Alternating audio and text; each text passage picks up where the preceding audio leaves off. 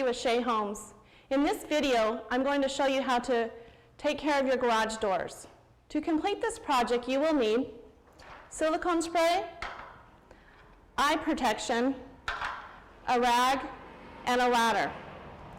You might have these items around the house, but if you don't, they should cost approximately $95 at your local improvement store. To complete this project, we recommend using silicone spray. The can will say silicone spray lubricant. You'll want to start at a hinge, spray the hinge, dab the excess silicone, and move on to the roller. Dab the excess silicone. You will continue to each roller until you've finished all rollers and hinges.